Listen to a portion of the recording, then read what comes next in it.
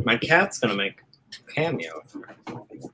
I love it. Okay, so I waited like 3 or 6 or 7 seconds to start this because I've noticed on Artcasters it clips off like the very beginning of our conversation. So hopefully that bought enough buffer time.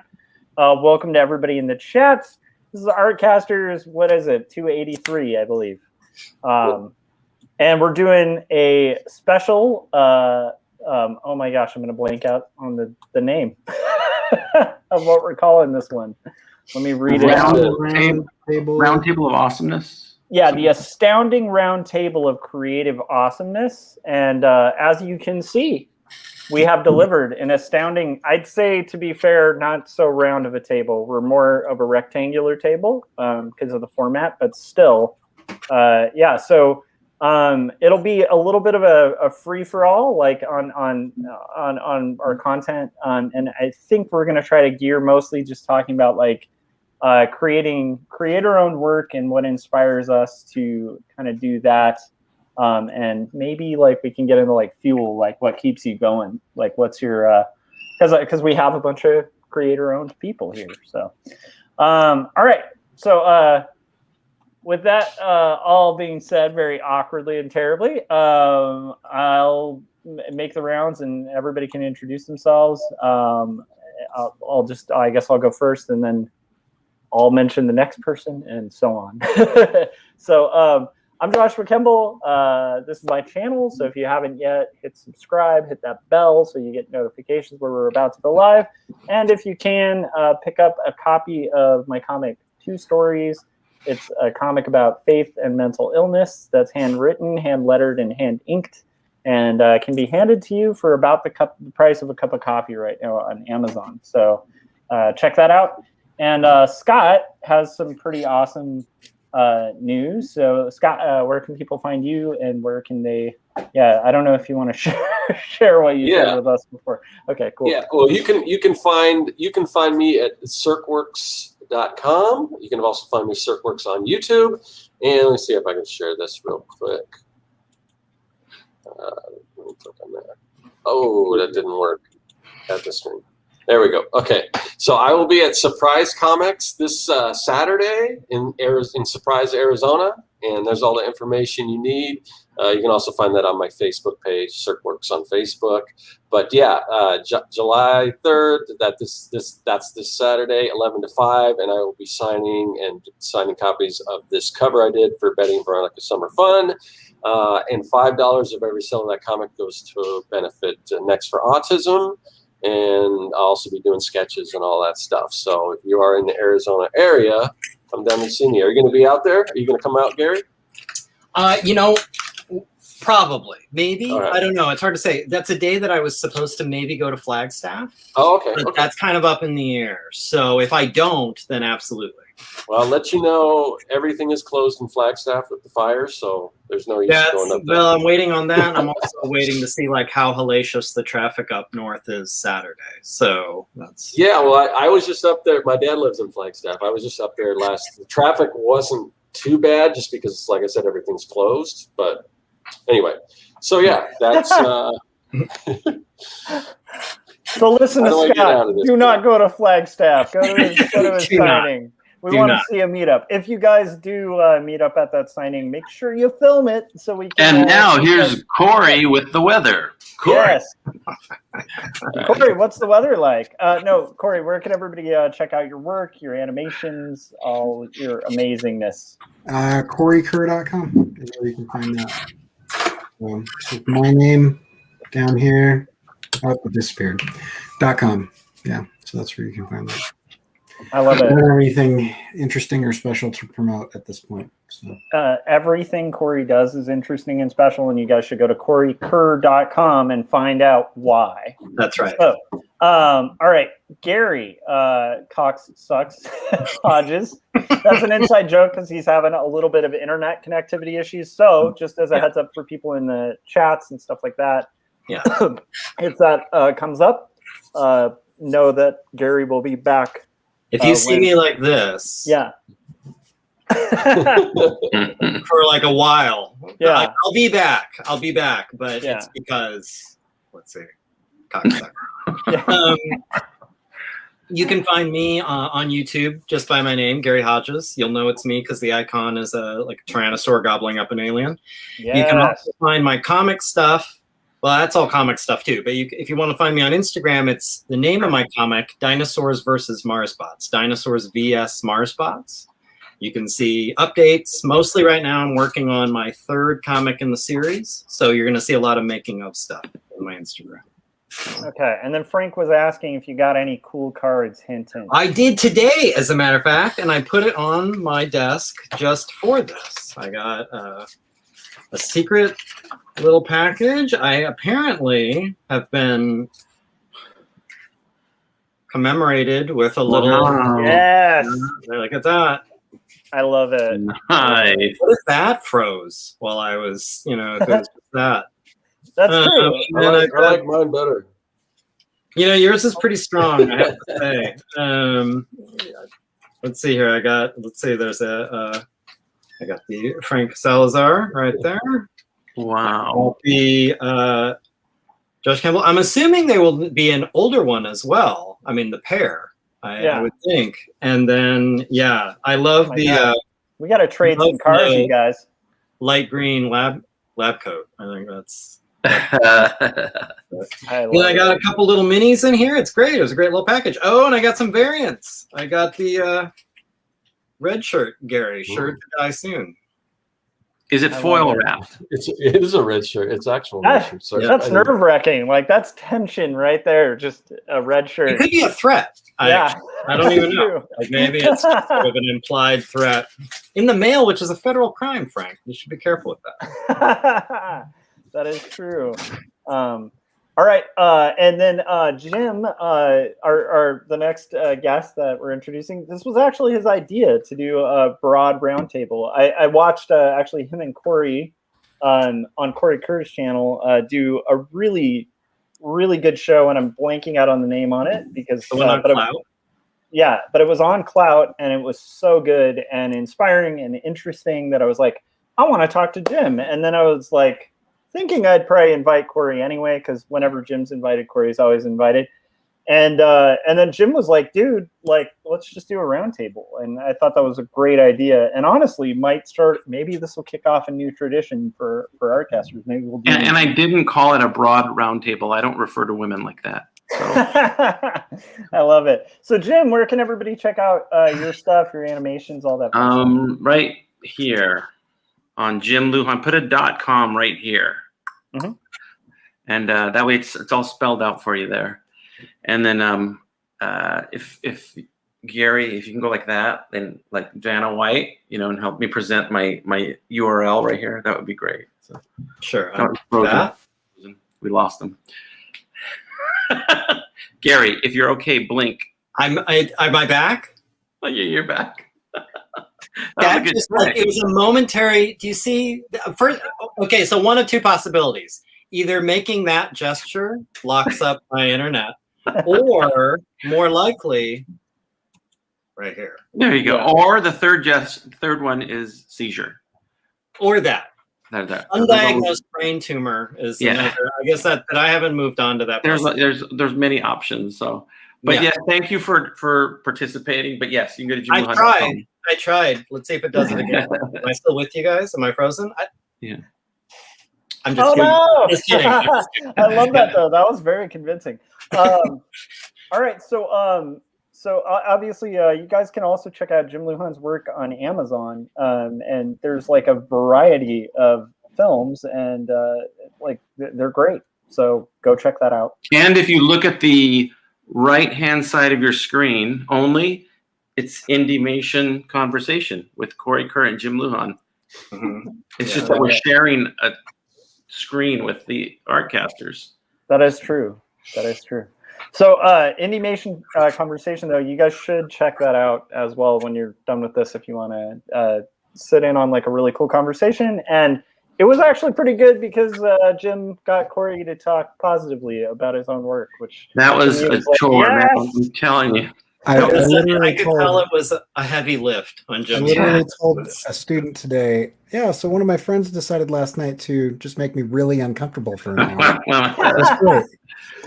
I love Hey, it. and Cory went upstairs after the show. He went to bed, and she's like, can you turn the light off? And he's like, hey, do you know who you're talking to here? Hey, I don't think the you know Kerr who I man, am. don't take orders from nobody. That's all it took, just to change his life. He snapped. All right. I so- actually this morning I was cleaning out some stuff in my office at work, and I found those awards that the advertising awards. Like I had them like tucked under some socks in a drawer, and I was like, I should just get these out for Jim. Yes, And then I put them back under the you socks. should wear them. They're really sharp. Like there's this one. It's like cut out of like some black granite. And the point of it, I think you could it would make an excellent like zombie bludgeoning device. It's kind of a little scary to have around. So Josh and Scott and stuff, if you don't mind, maybe we could tail end a little bit without embarrassing Cory specifically. We can tail end a little bit of where our conversation left off yesterday, because we were talking about clout and things that kind of the difference between feeding your creative ego and then the way people perceive you because of certain achievements, and what it all means, and does it mean anything really ultimately, and is everything just really about money in the end? I will say this. I think Josh is an excellent example of somebody who has won something, and then it has really helped him with the Zarek thing.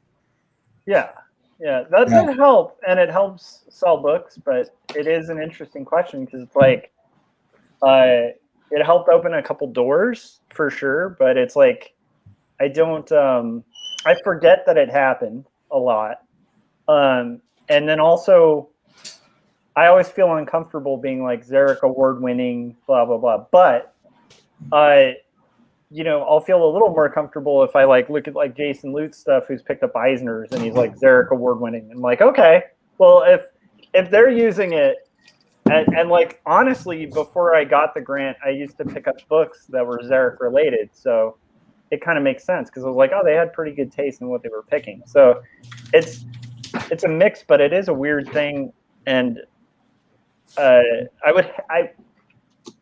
think the harsh reality might be that the money is all that matters, but I really will fight that to the death.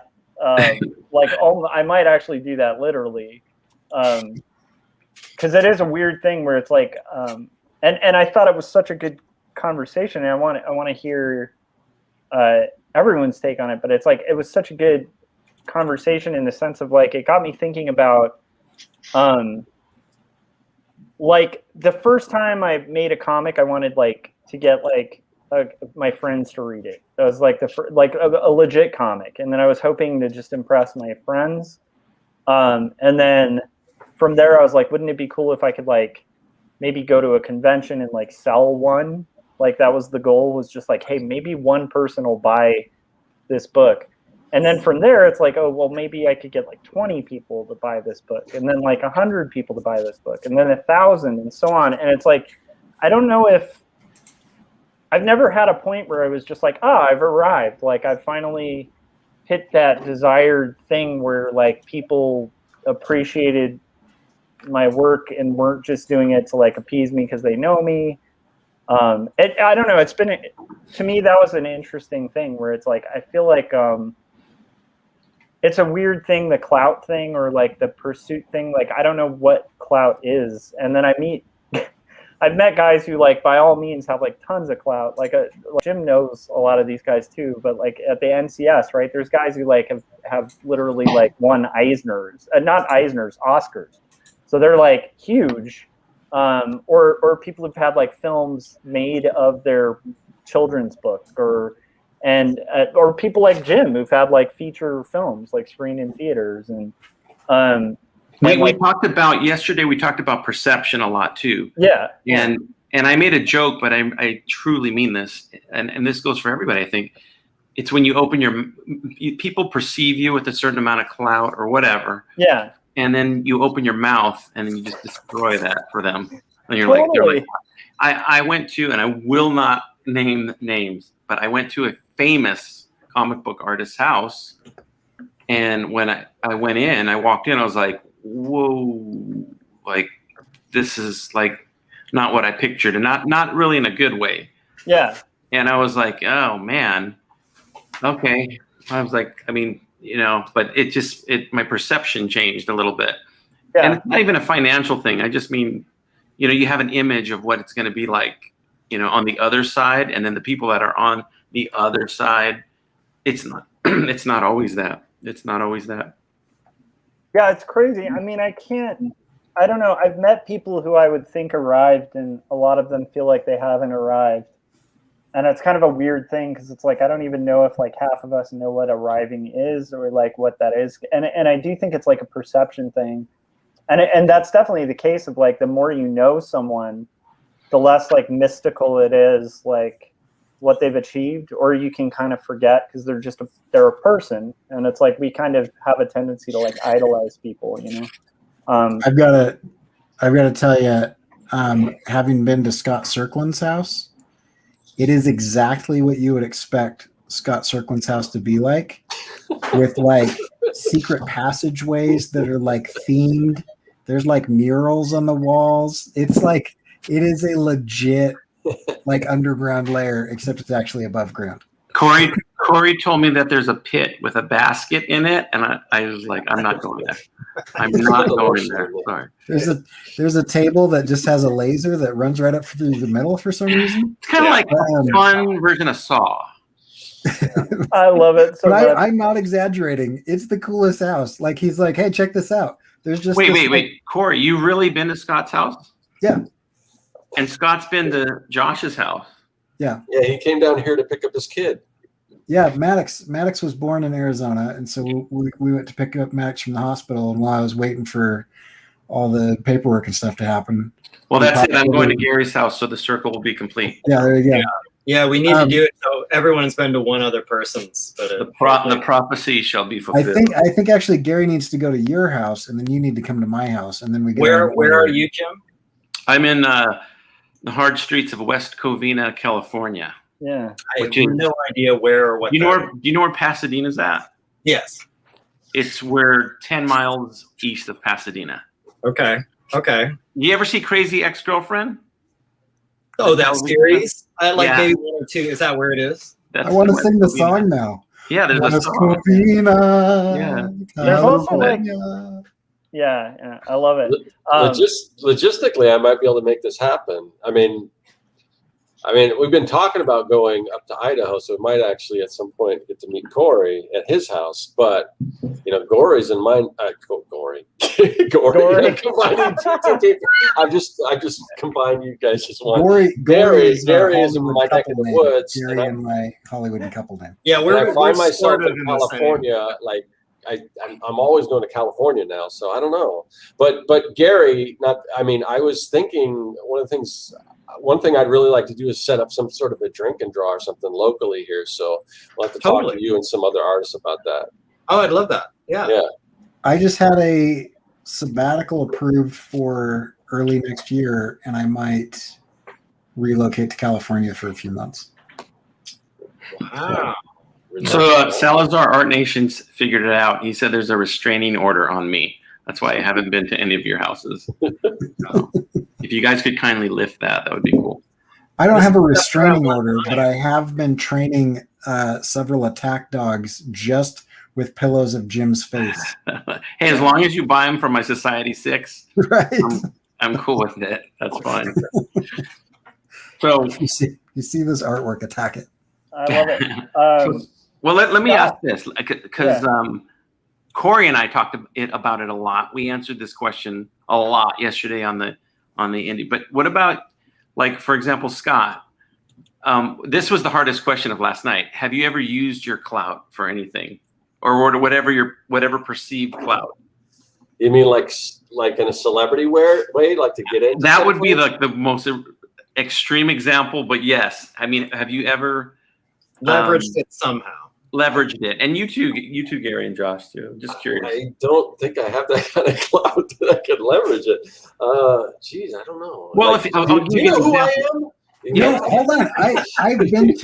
I've been to a conference with Scott, and he got recognized at least 3 times that I can remember from YouTube. Yeah. And like people people fanboyed, and they're like, dude, I watch your videos, and they'd come up and they talk to him for a while. And that's Yeah, how but I didn't like. that's how Okay, he you gets watch my in the pit. videos. Can you buy me a sandwich? No. No, I don't know that You should I do don't that, know that Scott. I've Next time you get recognized, just be like, thank you, that's really cool. You know what would be great is, could you buy me a sandwich? Do you have $1? I mean, I've had people offer. I've never asked for that, but I've been Offer I've been sandwiches, invited or to, what's that? offer sandwiches, or are we? No. Okay. Well, maybe I can't think about it now. I mean, How weird would that be? Wait, I recognize you from the internet. Would you like a sandwich? Oh no! I think we've started a meme. Like all of Scott's fans, like watchers on YouTube, are going to start giving him sandwiches. Frank is absolutely going to get a pizza delivered to his house for sure. Yeah. It's just going to be one meme of Scott, that Keanu Reeves picture of him on the bench eating a sandwich, but with Scott's head on it. So Scott, you were saying were you going to bring up like the convention? Because I would think I've been that would be invited a cloud. to. I've been invited to exhibit at conventions, and they paid my table, and I got green room access and stuff like that. Boom. That's clout right but I there. didn't ask for it. I mean, you're doing like covers for like major comic books too. Well, yes, kind of. Not kind of. It's a straight up my video is sort of a roundabout way, but I actually just got another one that's I don't know if I think I can talk. They didn't tell me I couldn't talk about it, but anyway, yeah. So I'm just starting to do more of these variant covers and everything, which will lead to hopefully more signings and stuff. And I've been doing, it's kind of cool because now I can say that I've done stuff in a roundabout way for Archie Comics or Image Comics and stuff like that. So, so that's kind of cool, and that's also cover work. So it's not like I don't. If Marvel approached me and wanted me to do like a sequential art interior, it'd be like, I don't know. There's so much time involved. But a cover is like, okay, cool, and I can still work on my own stuff. So, but yeah, I don't know. As far as that'd be. I mean, a free table. It's happened. You got a free table. I think I want. I mean, I know. One thing I really want to do is because what I realize is just chasing that whole the whole YouTube. What do they? Just the. I don't know what do they call the when you make money off of YouTube? Monetizing it. Well, I know monetizing, but whatever that is. Influencer. No, yeah, but there's a term for like, is it AdSense or something? I don't know what it is, but whatever way that you make money off of YouTube. What I realize, at least for me, it's like nothing, but I've got a big enough subscriber count, because the thing is, like most companies, they don't really look at views so much. They look at subscriber counts. And if you just go to my YouTube page, on the front page, it's most of my biggest thing. So you can look and say, oh, this one's got 100,000 views on it. When in actuality, I get maybe 200 or 300 views. So, but I think most companies only look at subscriber counts and things like that. So I think you can kind of play that up. So I know Cory has got a brand deal that he did with Wacom, and so I think that's probably the way to go for me, is start looking at like brand deals and things like that, because there's a lot more money in that than there is trying to get money off those ads, because it's like a penny per view or something if you're lucky, I think, or a fraction of a penny per view or something like that. It's just, and right now I'm not even making the threshold every month for the payout. So I just last month reached the minimum payout threshold for YouTube for the first time. Congrats. It's been accruing over the course of 6 years, I think, or something. And they're like, "Here's your $10." Well, I did hit it because it's like $100 a month. This would just if anyone's under the delusion that, I mean, and there are people that do make money off of that for whatever. Even with my subscriber count, like I said, I just don't get a lot of views, but I must have at least 600, 700 maybe even 800 videos on YouTube. I mean, I've been doing it forever. Yeah. And I mean, the threshold is 100, and I at one point I was hitting that, so I would get $100 a month or whatever, and then things recently just started dipping. So now it's like I get something every 2 months, but it's just, and it's like chasing that for me is just there's other ways to make money on YouTube, which so in a roundabout way, what I'm saying is I may use that as a way to try to get some brand deals and partner up with some companies to stuff that I'm interested in and see if they're interested in. So I might do that. Yeah, man. I like forgot to mention not just last product. night, I mean, I'd like to actually like get paid brand deals, not just they'll send you a free product or something.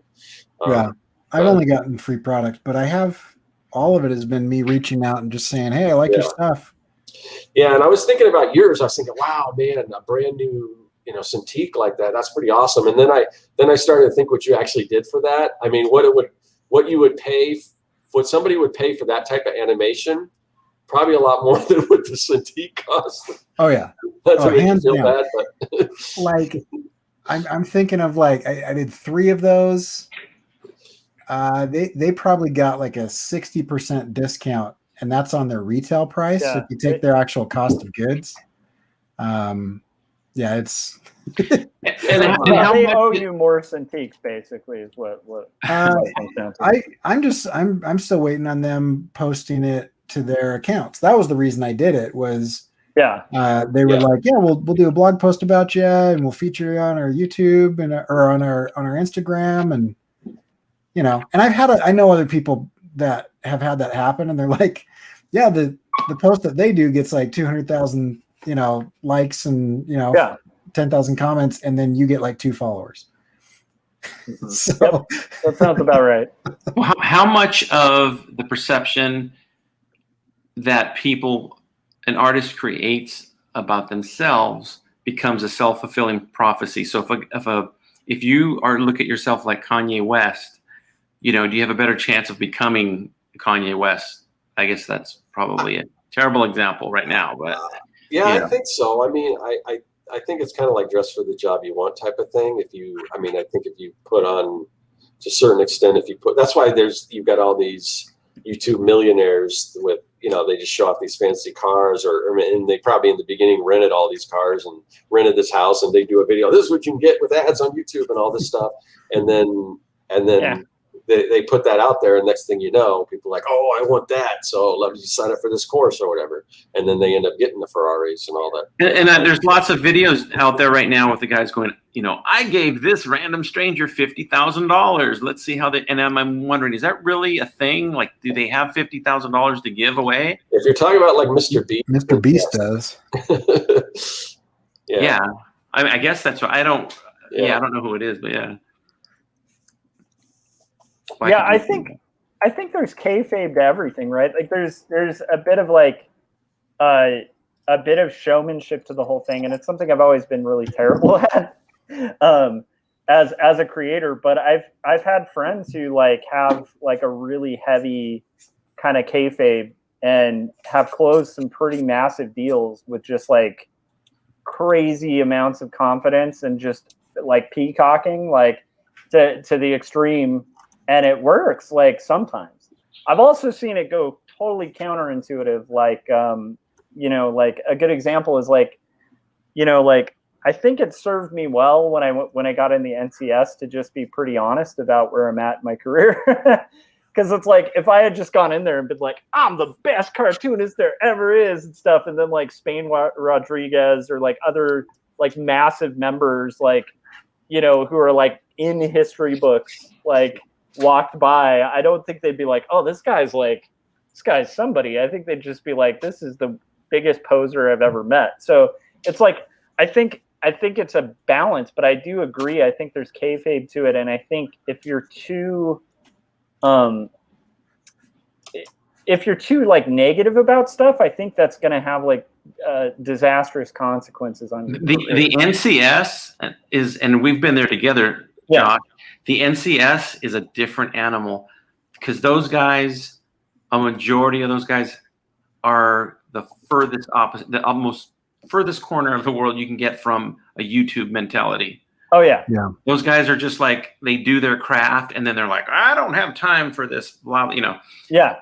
And but they're real. And then that's another thing too, and you've seen this firsthand, the perception is different. Like when you see this legendary person walk in and then and they just, the way that they carry themselves and stuff, it's not like a celebrity thing. It's more like, you wouldn't, if you saw the guy in a grocery store, you would never think the guy's famous, and yet he's in thousands of papers, and you know, and he's pretty well to do, you know. It's cartoonist lifestyle in general is a lot different than a YouTuber's lifestyle for the most part. Yeah, except for Gary. I mean, Gary, we all know. Right. Yeah. Gary. I live large.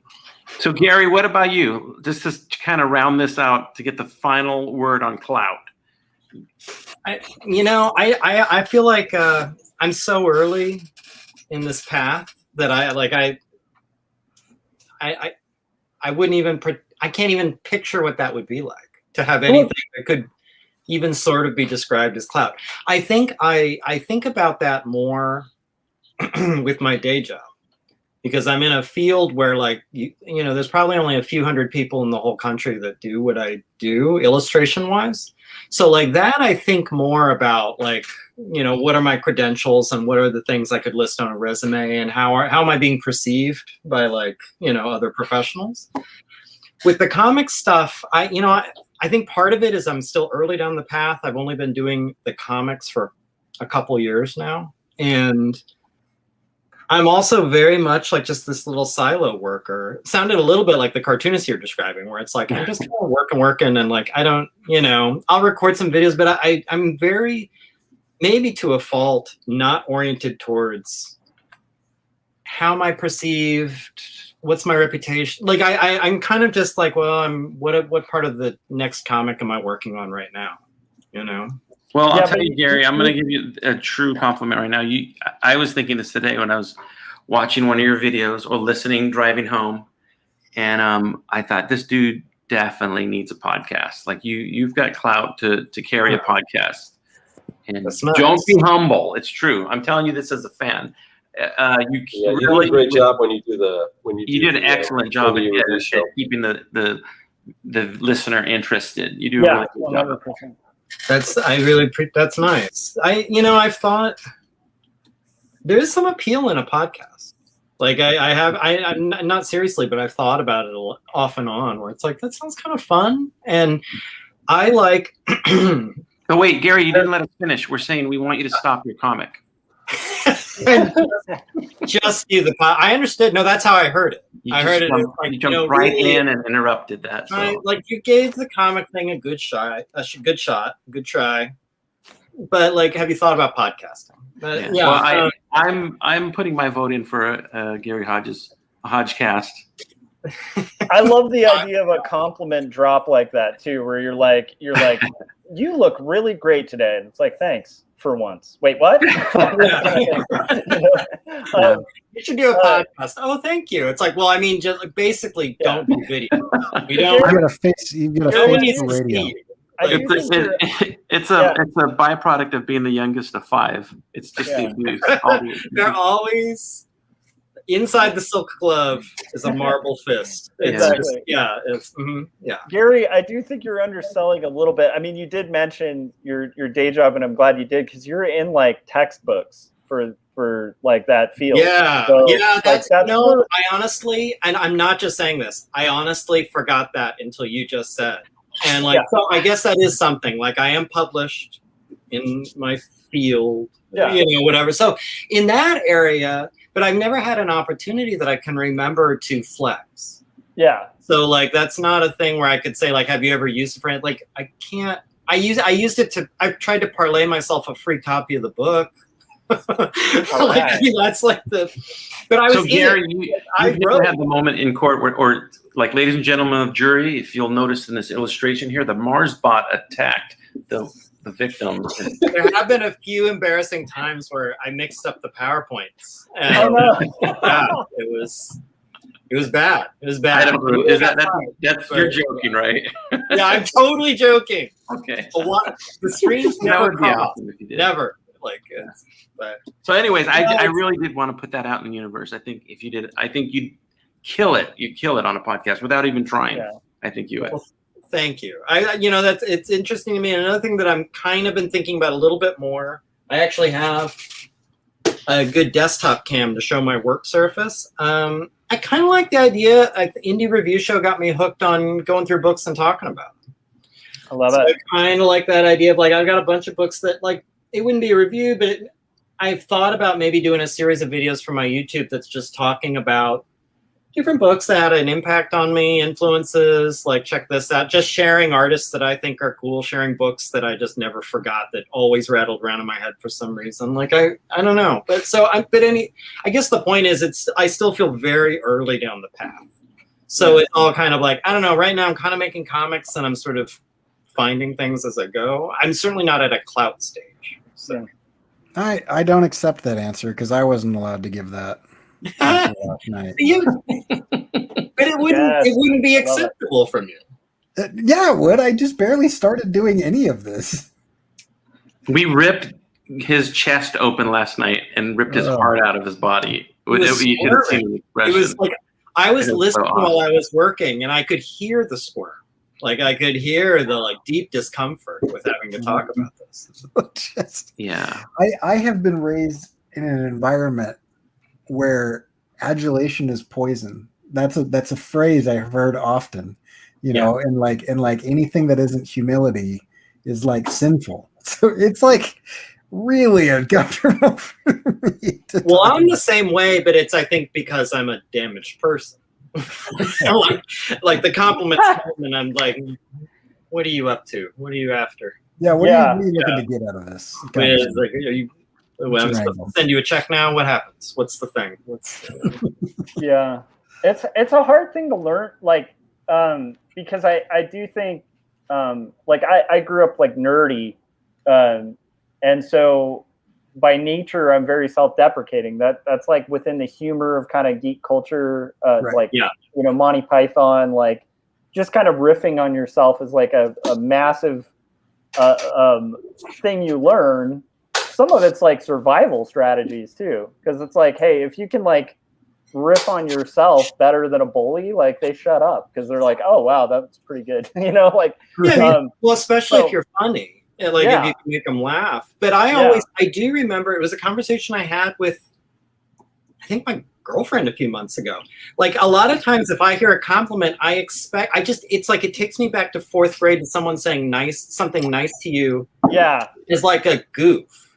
Like coming up to you and be like, you know, like, I really like your shirt, and you're like, oh, thanks, and then they go off and like, you know, and you're like, like I still that little boy is still in there somewhere. So even today, if someone was like, really good job on the case, I'm like, what are you looking for? What's the thing you're trying to get here? Yeah, no, I get it. So for me, like I went through, like, it was a couple years back. It's like actually about the time that I did join the NCS, because I tend to have this like crippling self-doubt about my own work, even though I will hustle like to sell work because you have to. But it's like I just consciously was like, if I am complimented, I need to try to do a better job of like not deflecting it. Because like a lot of the time somebody will give a really sincere compliment. Like they'll be like, oh, I like what you did in this story here. Or I like that, even if it's just like something stupid, like one of my t-shirts or something. And they're like, oh, I love that shirt.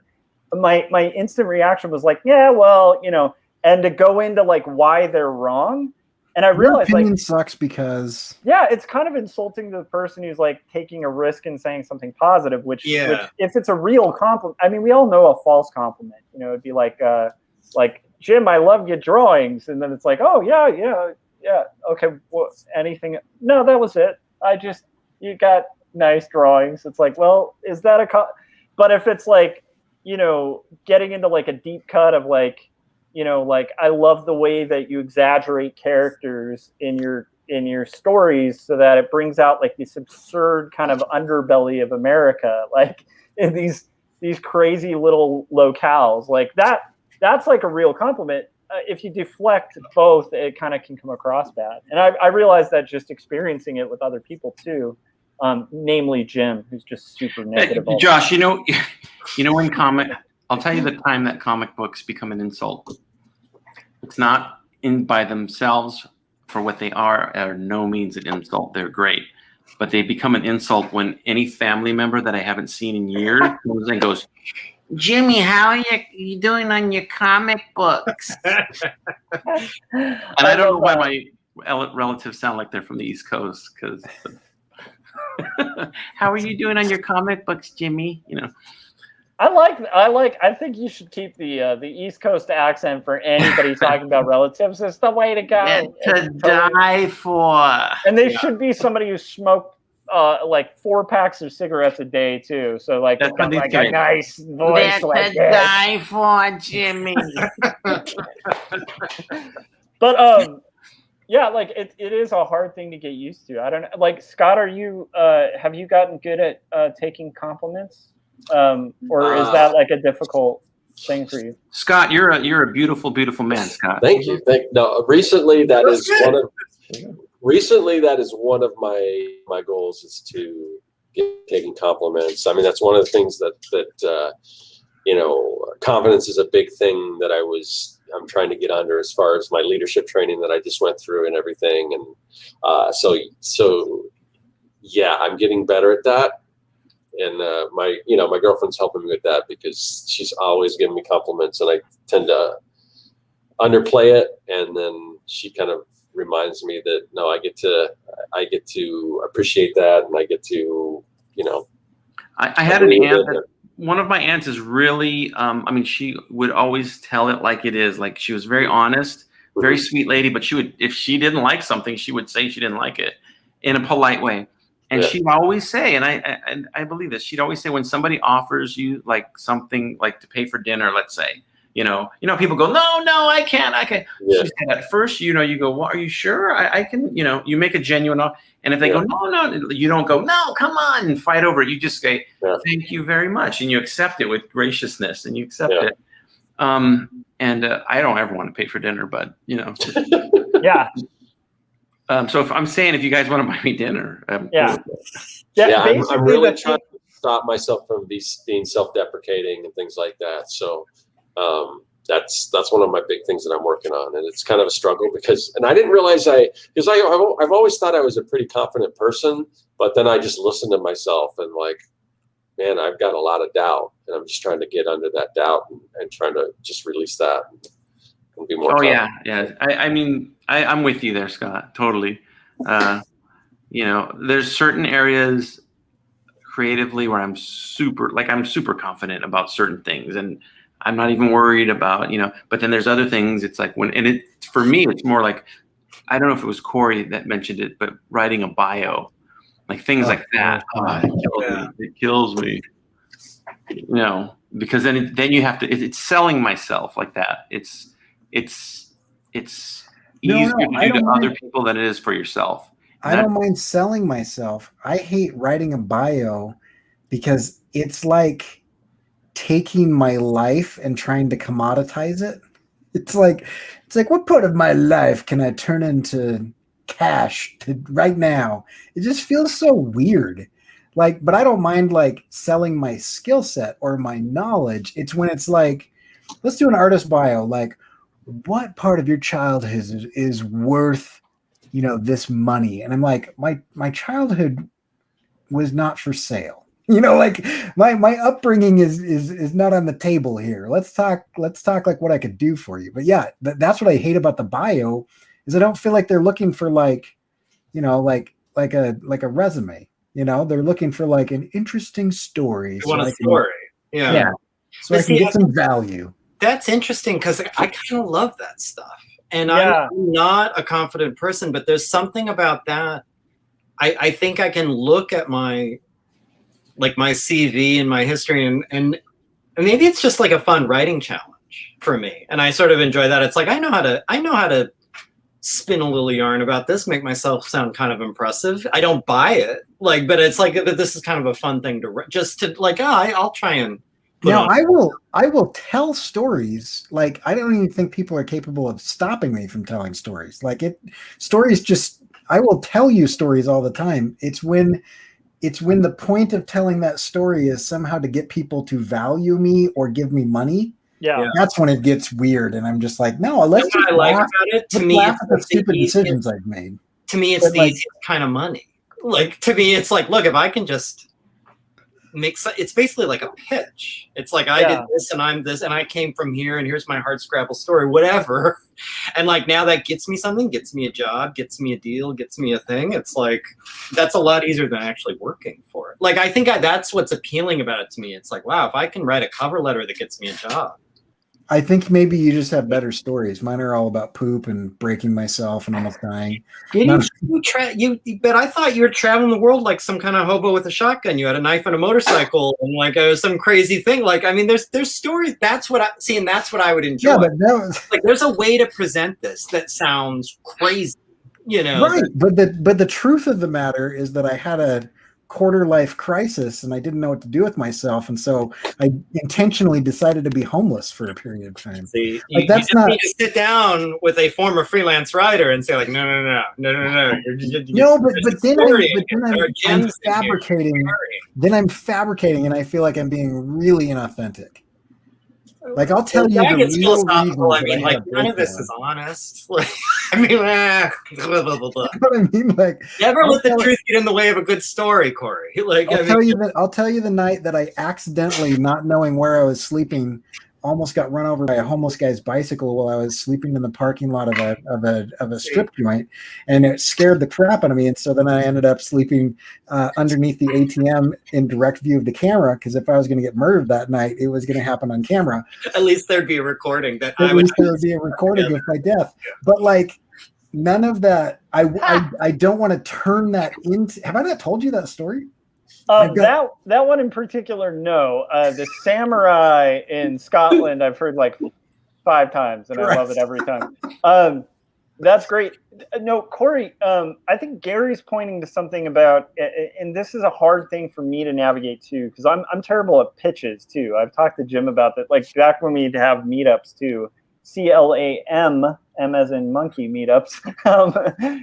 We used to talk about this a lot, and it's a struggle I've always had, is like the pitching something. Like it always feels like a lifeboat where you're going to get thrown off, and it's like I hate vying and jockeying for positions, you know, and that feeling. Right. But Gary has a really good point, which I think is like not about inauthenticity, but about like almost like approaching a bio from a writer's perspective. Like, if you had to write a bio of Jim, and Jim just told you like 3 stories from his life and what drives him and motivates him to create animation, and you're a really good writer, what you're going to do is like boil it down to the essence of what he said and make it really interesting.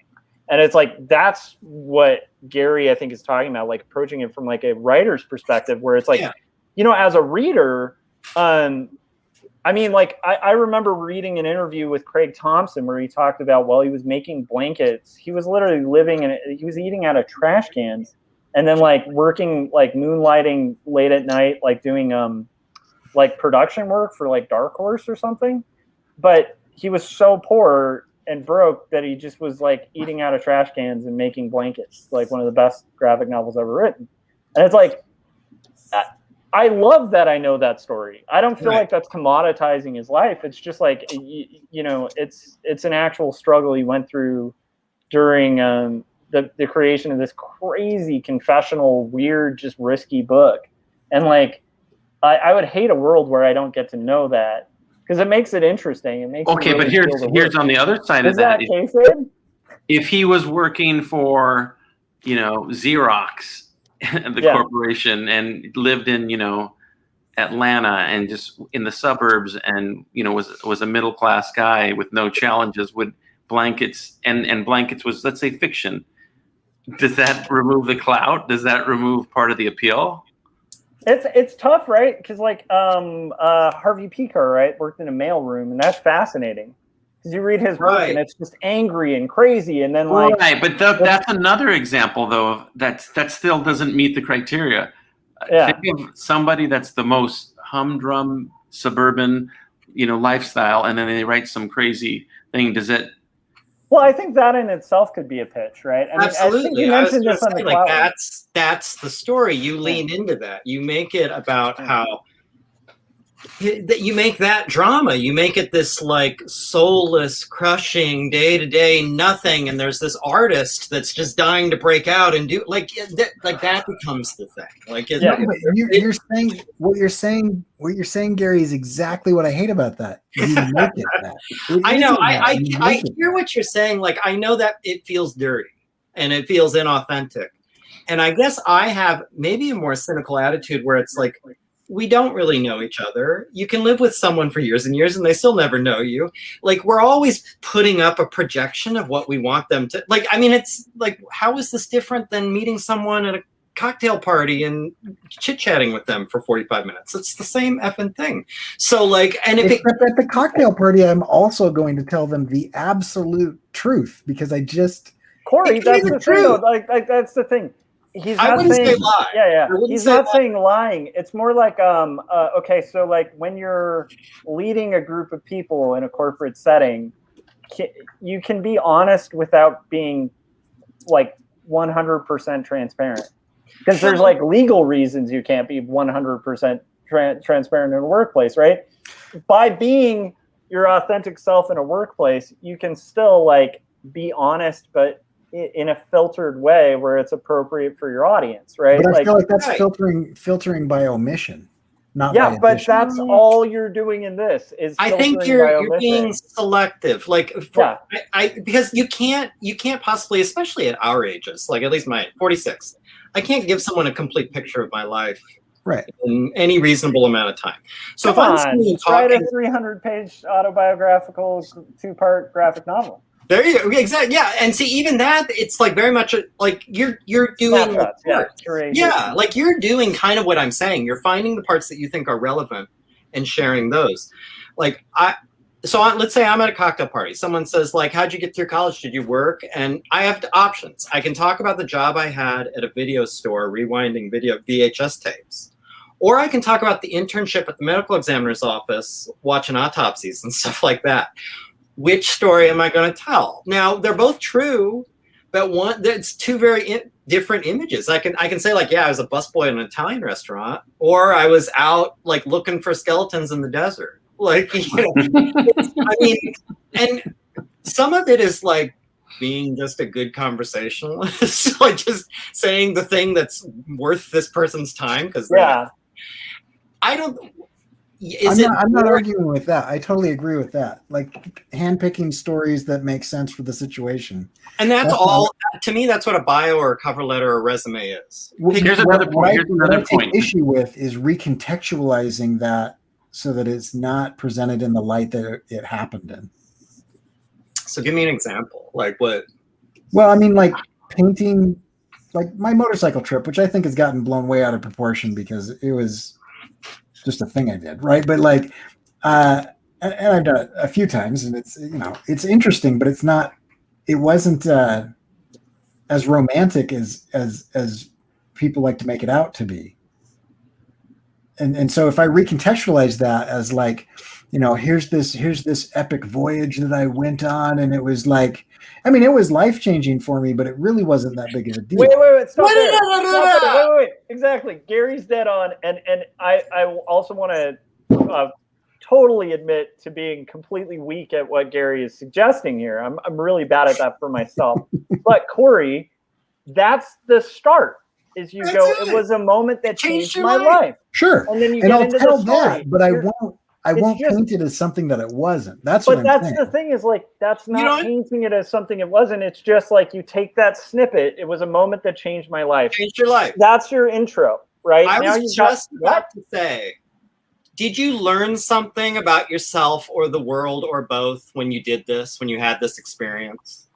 No, I'm not. Yes, of course. Okay. I'm not. Did you learn something about yourself or the world or both in this experience that other people might not know because they didn't have that experience? Yeah. I'm not saying it didn't have value. I think you're being very evasive. Your Honor, can you? I'm a hostile witness. Hold on. We should give Cory a little bit of a break because, like, all of yesterday he got this. I know. I feel bad. No, it's I'm fine. just saying, Scott, I'm just saying that, Josh, if you don't have Dr. Phil for the show art of this episode, you're missing out on it. I want to switch. All I'm saying is several times it's been said that you make it something, or you change it to be something, or you alter it so that it fits. That's what I'm not okay with. I'm fine with cherry picking stories. I'm fine with picking the best parts of those events that are applicable to the situation. What I'm not fine with is recontextualizing it to be inauthentic. Okay, and I would agree with. Like, let's say I had signed up I volunteered for the Army. Right. And 3 days in, they threw me out because they found a heart defect. None of this is true, but let's say they did. If I started on cover letters for the rest of my life, like, Army veteran or something crazy, like that's bullshit. Like, I mean, and I fully agree with you there. I'm saying if you look at the constellation of your life, there are a few little stars there that if you just look at those, you can draw a pretty cool Big Dipper for people. And maybe that's not, everything, but it's true. Yeah. And Jim, I want to hear how you feel about like bios and stuff, but like I just thought of like the ultimate example of kind of like a person who had like a pretty normal life and is like one of the kings of like industry, right? Like, so like Charles Schultz, right?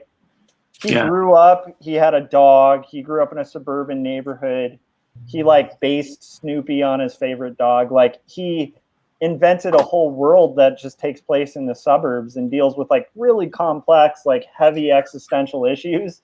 Like, I can name from firsthand experience. I can name an even more modern example is Robert Kirkman. Yeah. It's a dude from the suburbs, just average home life. And writing all this whacked out stuff. We talked about this last night a little bit about for 1 year I was a co-owner, or I co-ran a gallery, an art gallery, and that's when I realized how much I do not really care for the art world. Yeah. Because you can't be Josh Kemble, Imperial Valley's Josh Kemble. You have to be, but he did stab someone in a biker gang once, right? Or he's methed out, right? It can't. It's got to be something weird. And by the way, you can't be Joshua Kemble. You have to be, J.K. You're pinpointing one of my struggles with indie, like the type of work I do. There is a lot of kayfabe in underground comics because underground comics has a lot of crossover with like, and I think you probably experienced this too with indie animation. Oh yeah, there is like a fine art kind of weird side to underground comics and indie comics that is a level of kayfabe that I would really feel weird doing. But I've met other cartoonists who do. The pseudonyms, for sure. Like, you could look at the Fantagraphics catalog, and like half of the cartoonists are going by like fake names or like synonyms or whatever, and they'll just be like, "Yeah, my name's Rad," and like I make rad comics, and I'm rad, and it's like, and then they'll sign their work like Rad. I don't know if I could do that. Like, and I see that in underground cartooning too, and animation. So how do you kind of navigate that? Because you have like, I mean, you're a very projected, like appealing person in general, but it's like, how do you navigate around that? Because I'd imagine that would be kind of a road for success. Like, you could be like, have a kayfabe persona that's like, well, like when people late night at the strip club, I did this crazy animation, and like, you might get more views on it, but I don't know. Well, number one, when people meet me in person, they fall in love. Two, that's true. It's true. It is true. Yeah. It's because he carries a specific rune that does that. Yeah. I Oh, we forgot to mention the dark enchantments that we've all done for our own careers. Yeah. Sorry, guys. Well, we're all using page names here anyway, so. Yeah. No, it's something I've thought about a little bit. It's about branding, and and luckily enough, I don't know. I think my name is okay because it's not a common one. Yeah. So people don't know a lot of times what it is. I'm talking about Jim. Mm-hmm. That's right. And I've never heard that name. Where is that? It is like weird. A French? It means room with exercise equipment. Growing up in Arizona, I was looking at it with the Spanish. I thought it was him. Which is funnily enough, my name's Jim Lujan, which is that says a lot right there. You want all the J's. Yeah, I own all the J's. So for a second I thought it was him, Lujan. It could be. So, well, if you're a telemarketer, it is. I thought about that for a little bit. When early on, and I think I talked to you a long time ago about this, about branding a long time ago, and I used to go under Ghettomation. Yeah. Yeah, and I was like, this is the best name ever. And then I soon realized two things. One is some people hate it, which that didn't bother me as much as one day I was at a show and a very nice African-American lady came to the table. She goes, Ghettomation. And I was like, yeah. And she's like, and she goes, okay, have a good day. And she kept walking. And just that little interaction right there, it's like I saw my life flash before my eyes. Like I realized I had an out-of-body experience. I looked at it and went, you know what? I shouldn't be claiming this. I'm from the suburbs. A little offensive. No bueno. So, then I changed it to MAGA after that. Yeah. So you know what's ironic though, like that. I do see artists do that too, especially cartoonists. I've definitely seen a lot of cartoonists kind of kayfabe MAGA just to sell books, and like that's the level that, like on any note, like I think like I think that is the line that Cory's like really cautious about, is like there's a level of inauthenticity where you might get a big paycheck, but you've like lost your soul. Yeah. Where it's like I just can't do. And I've seen other artists do. Jim, it's funny you mentioned the art world, because that's totally the case. I had a friend who did amazing gig posters for like a local music shop that's kind of legendary in Long Beach for like years, and was like in very, very underground circles, like known as like a gig poster artist, but never like blew up. He decided to go like the fine art route after a while because he realized it's like a good hustle.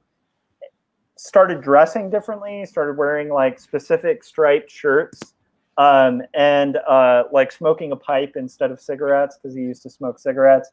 And his whole social media presence is like kind of absurdist, like what he'll post. He's not being super inauthentic, but he's definitely kayfabing it. Mm-hmm. And now he sells paintings for like $20,000 a piece. So it's like, I don't know. I kind of wonder if there's something wrong with me for not going that route because it seems lucrative. But then again, it's still a hard hustle. It's not like it would be easy. It's not like I could just put on like a beret and walk into an art gallery and be like, oh, I'm an artist. And that's speaking of kayfabe, that's why somebody like Dwayne Johnson doesn't go under Dwayne Johnson. He would go under The Rock, Yeah. That's his father's name. I just showed a lot of wrestling knowledge right now, by the way. Well done. Yeah, you totally won the wrestle guys. Watching right now. But yeah, it's part of it's about setting out the perception, creating a perception, and because I think when you don't, it's a steeper hill to climb. But it's not. There's a lot of people that climb that hill. Again, I'm going to go back to the NCS, National Cartoonist Society, for that one kid out there that's going, what is the NCS? I think there's more than one kid who have no idea what that is. Yeah. Well, so, but there's a lot. You go to an NCS meeting and you look around and there's a lot of very plain, unassuming guys with very plain, unassuming names who have no gimmicks. It's just their work only, which again is opposite of what's big on social media these days. It's the opposite on social media. You need a name that's catchy first. You need, a branding. You need all kinds of stuff like that. So it's good. I think it's good to be somewhere in the middle, if it's possible. I would just like a hype man. I'd like a publicist. Like I actually at one point in time was like, I'd like to hire a publicist. That's smart. Anybody interested in doing that? Because if I could pay somebody to wander around and do that for me, and I could just do my thing, that would be ideal. Yeah. Which is actually why I became friends with Jim, and he's doing a terrible job at it. Yes. But soon regretted that when I would bring up embarrassing things and make him talk about them in public. Yeah, that's Jim's publicist route, is just like, Cory, talk about your work, and he's like, I don't want to go. No, Cory, you're talking about your work. Scott, I keep saying, Josh, you brought up something perfect right now. You said talk about your work. That's another thing too. There are certain people that it's a joy to listen to talk about their work. Yes, I'm talking to you. I'll point at Gary. Was that to me? I assumed that was your wife or something. I totally have to admit, I didn't buy that. For a second, I thought that your cat walked by. I thought it was your cat. I'm looking right. See, I'm looking right at Gary. Here. Thank you. But, so I'll give you a couple of examples real quick. The ones that come to mind. Gary, you're right up there. Like, what?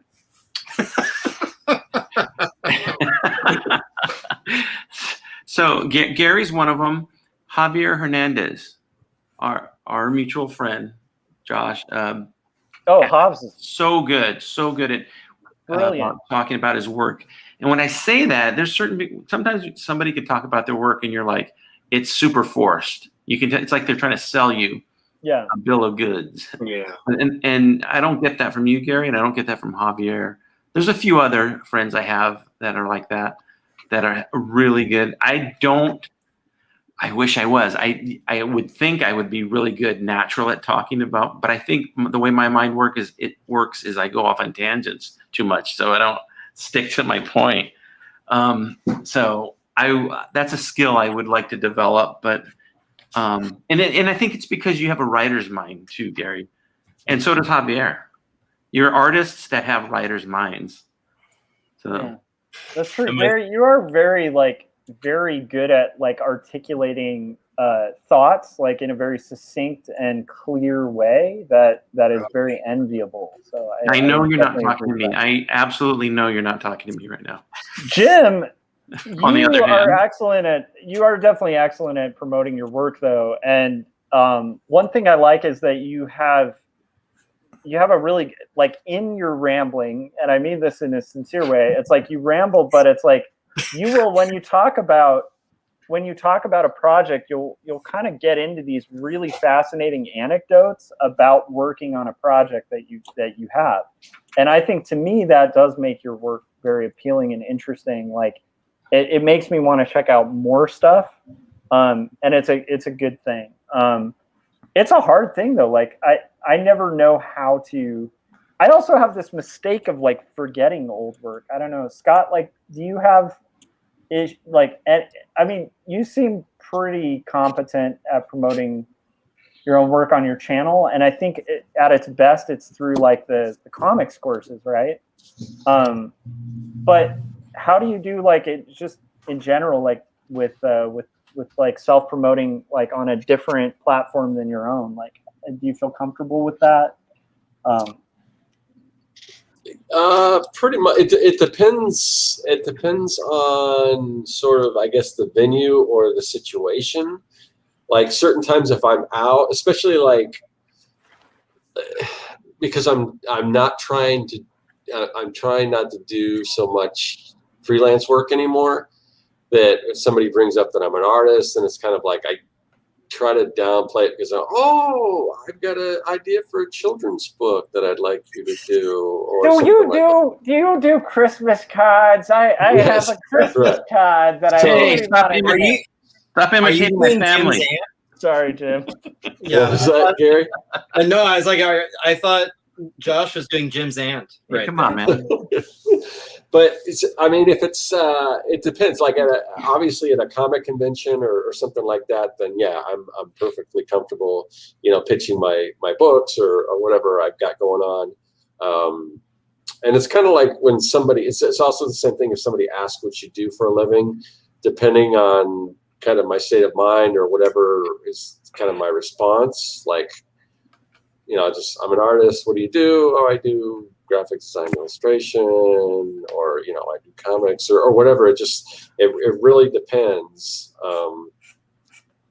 And sometimes if depending on where I'm at, I might go deeper into it. If I kind of feel like I'm with people that actually care or understand, I might go a little deeper. Otherwise, then I got to explain all this because it's hard for me to sum up what I do because I do so many different things other than just I'm an illustrator, graphic designer, Yeah. And if they respond and they're interested, then I can go into it a little deeper and everything. But typically I don't have to. Sometimes, and also because I do have so many different things, whether it's like, I've got these books that I'm publishing on KDP, and sometimes I forget, like one of the things that I'm planning on moving into is this KDP B2B model. So it's like business to business using KDP. So for instance, like say a wedding planner or like say a real estate agent. I would create like this customized book designed for them specifically. And then I'd upload it to, my own account. And then they would, anytime that they want to give that as a gift, they would order it and send it to their client or whatever. Or like sometimes they'll, like if they sell a house, sometimes people will do a gift basket or something. And there might be anything like a calendar with just, these are the dates where you need to service your air conditioning or whatever, things like that. Something that they can give as a gift. So that way, anytime they do that, it's an additional sell. So there would be an upfront cost to do that and an additional sell. And I was just in a situation like if my dentist was talking about that. And I remember I went to this new dentist and they gave me this gift basket. And then they started talking about what I do and they were, asking about certain things. And that would have been the perfect opportunity to mention that. And it just slipped my mind because there's so many other, I was in comic book mode and, I do comics and stuff like that. So sometimes it's hard for me to figure out what do I do that actually applies to this situation? So I don't know. Does that make sense? Yeah, I mean that does. I also really want to. I want to say this just for anybody watching, because regarding like the clout thing, I know this has gone a while, but I think it's a valuable conversation, and it's so cool because it is continuing from the conversation that Cory and Jim started on Cory's channel, which you guys I check love out. it. It happened tonight too. Yeah, it feels really fresh. I haven't watched it yet. I gotta watch it. But I feel like it's good. There is one thing I do want to say that sunk in a lot when I was early in school, helped me get the Zarek grant, helped me promote my t-shirts when nobody had a reason to check out my stuff. Nobody still has a reason to check out my stuff. But I remember one of my teachers saying, like, if you want to be an illustrator or an artist, you're in a giant ocean and you need to make noise and you need to shamelessly self-promote. Like, now there's ways to do it tactfully. There's ways to like build relationships, all of that. But at the end of the day, you're going to have to say, like, I have artwork. It's awesome. You should look at it. I'm gonna bring you a gift. I'll be right back. I'm gonna get you a gift. So anyhow, regardless, like for me in my career, that's been really helpful. That was great advice. And ever since I heard that from my teacher, I've literally put it on every business card I've ever made. Says shameless self-promotion. And part of that's for me, because when I hand it to people, it always gets a laugh. And honestly, everybody knows when they're exchanging business cards or giving somebody a business card, you are engaging in shameless self-promotion. But it's also a reminder for me to do that. Like, it never feels comfortable when somebody walks up to me at a convention. I never feel comfortable. I feel awkward in crowds, right? Honestly, I feel nervous before every live stream. that we do. Like before a live stream, I usually, anybody who's been a guest on Artcasters will notice that we usually start like 5 or 10 minutes late. And a lot of that's just me like sneaking in the garage and having my e-cigarette before we start, just to cool down and like be comfortable with just talking to a camera and talking to friends, even if it's a friend, right? Yeah. So the only reason I mention all this is like, I think if anyone's new to this or struggles with this, like, I don't think it's unusual. And I also like, I think there's value to just being like, you know, doing a show with Scott can be intimidating, right? His YouTube channel is huge. Mine is a peon, like in YouTube scales, right?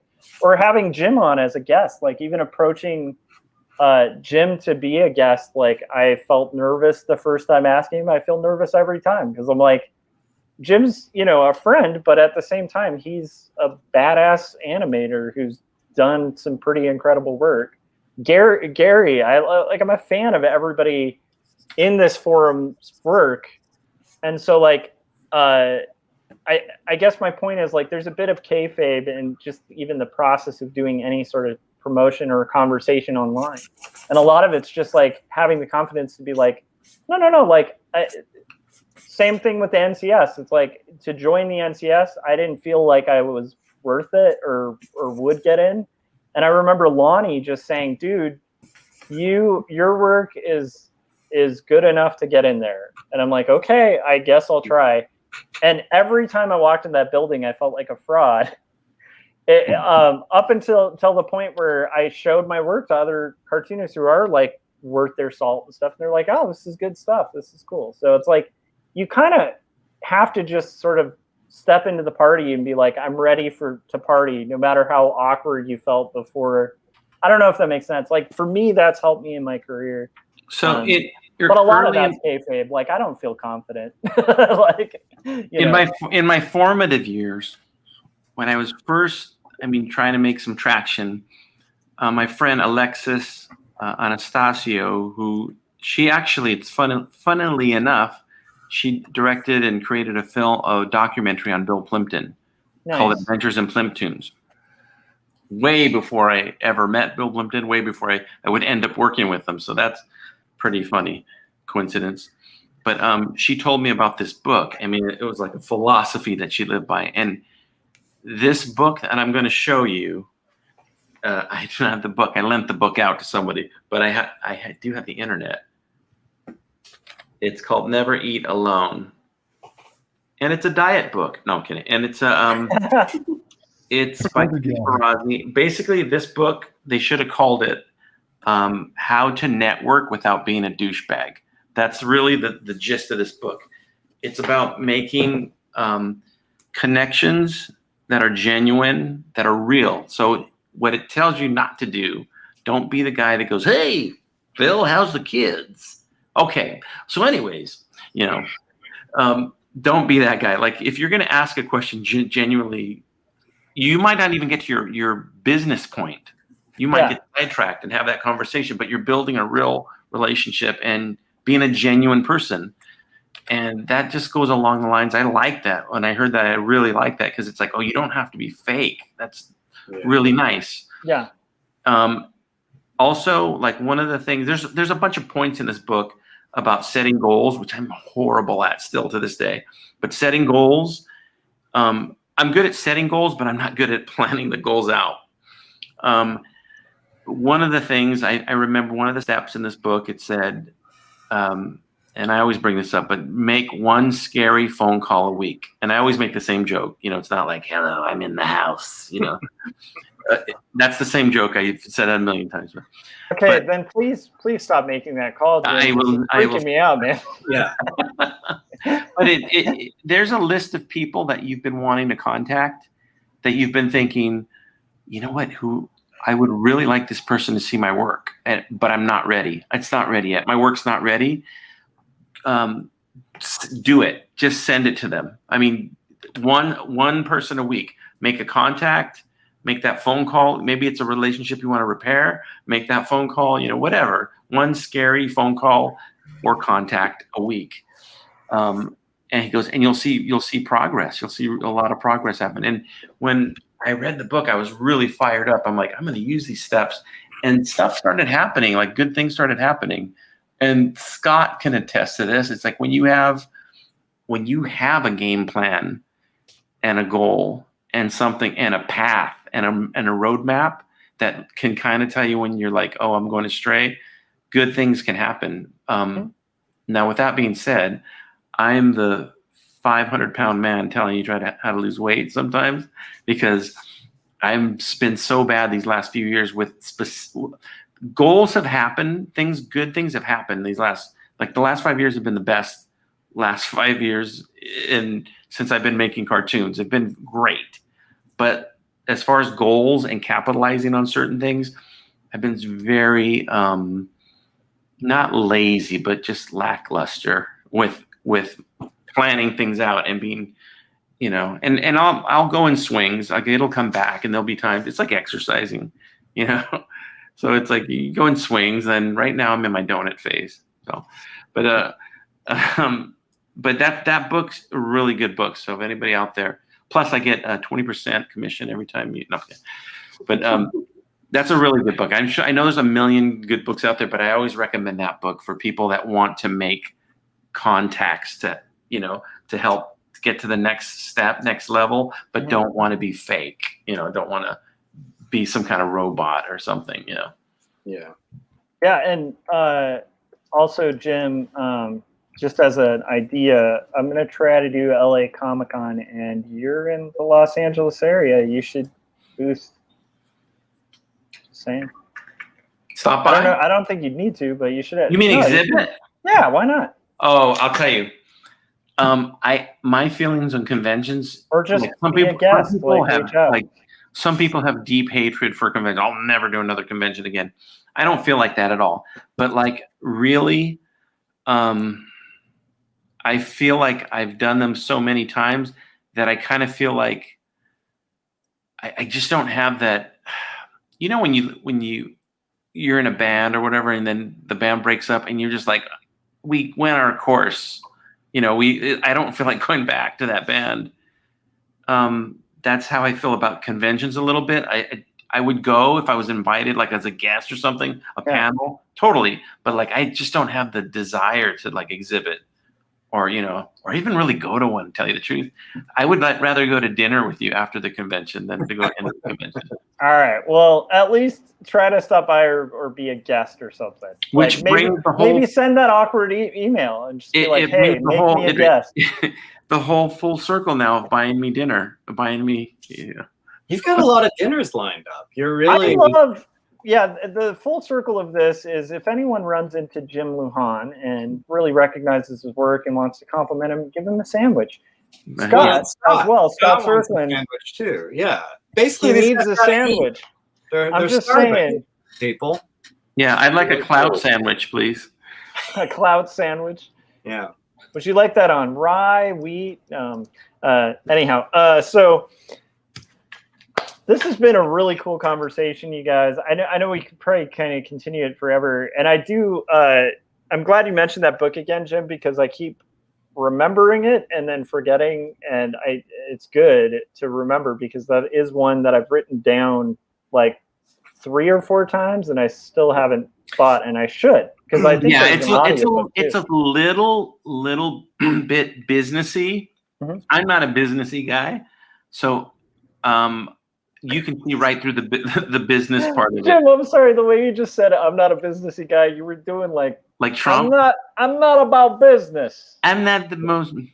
Anyhow, sorry. Go ahead. His book is but it's a good read. You'll enjoy it. I love it. That's really good. I think I feel like this is a good conversation, and I think at the end of the day, maybe I don't. You know what? I almost feel like we could end it with a crit, and I don't mind brutal honesty. If you guys start here, we'll go to Scott, Cory, Gary, and then Jim. So wait, before you toss it off to us, I just have one request at the end of the show. You go, And if all you out there can just leave in the comments your ideas of clout and hit the bell and subscribe. Yeah, that's right. Yeah. If you guys want clout too, hit the bell. What are your subscribe. feelings on clout? Clout good, clout bad? Clout Do you bad? like What do you think about it? comments? Yeah. If you want like the Lambo that's in my garage back here, not that I kayfabe at all, but like I got 4 Lambos and like just first off, buy my book on Amazon. Anyhow, so as a crit, I'm curious, like, what do you guys think I could improve? And I want us all to ask this question to the crew. What do you think I could improve on my own kind of kayfabing, if anything? And then what am I doing right, and should I lean into? I'm honestly curious. Oh God. On the just off the top. And kind of add More to confidence, less self-deprecating talk when Yeah. referring to your own work. And Okay. like when you said, I don't think there's no reason for anyone to buy my book, which isn't true. So, you know, I didn't mean, even when you catch watch myself when saying you watch any of your videos and you pour over, if you're somebody like me who actually has a piece of your original artwork and just marvel at it, that you don't have any right to say that. So yeah, that would be my feedback. Okay. Sweet. Anyone, anything to add to that, or can we move on to Scott? I want us all to give a positive. This is more of this would be more of like a friend advice than a professional advice, but maybe it's sort of both, since I notice it when you're being public. Sometimes you'll have a thought, you'll express it. I think you express it well and completely. And then I feel like you kind of undermine it at the end by saying, like, I don't know, maybe I'm rambling, whatever. Like, blah, blah, blah. Like, you immediately give people 100%. permission to, like, and honestly, I can't speak for other people. I'm never thinking that when you say it. Like, I was never sitting there thinking, like, wow, he's really rambling. Or, wow, he's gone really off topic. Like, I've never thought that. But you, like, then you'll, like, add that to the end. Like, I don't know if that makes sense. Like, you'll do that kind of thing where it's like, no. You sound fine. Like, I knew what you were saying. That's good. And that is, it's funny. There's a comedian who does, oh my gosh, Jim, maybe you'll remember, but it's like, he does this D&D nerd, like as a bit. And it's like, so he's like the Wendy's guy, and they interview him at Arby's guy. They interview him at like an Arby's, and then he's talking about like an accident at the Arby's, and then ends up being like a Satanist. Yeah, I don't know his name, but I know who you're talking about. Yeah. Anyhow, his bit, everything he says, he ends with, I don't know, which is a bit about somebody kind of lacking self-confidence who's socially awkward. And that's a good point. I should be cautious of that myself. Cool. All right. Scott, I think I agree with like your own assessment at the beginning. I think I'm seeing improvement on the confidence when you're pitching stuff.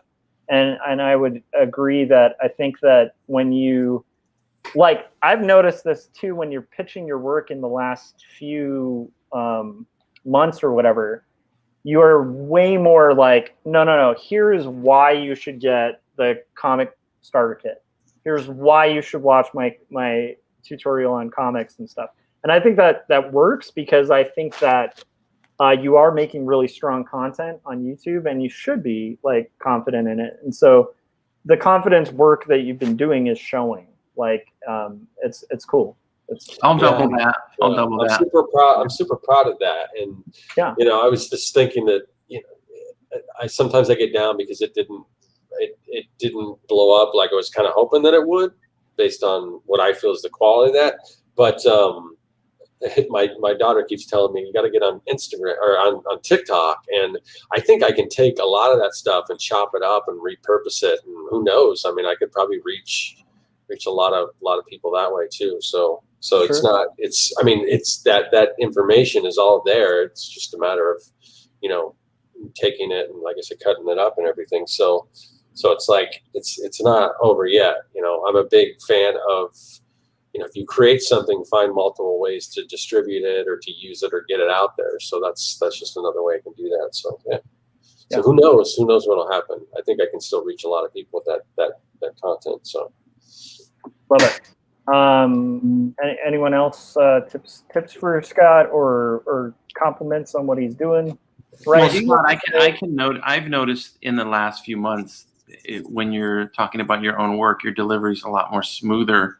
It's less. You don't stammer as much about or go in 8 different directions because there's a lot you want to get out. It's like you're more focused the last few months. I noticed that. Thank you. Yeah, and I'm purposely trying to just get to the point and. You're doing a great job of it. So. For me to notice that, I think that's a really big improvement you've made.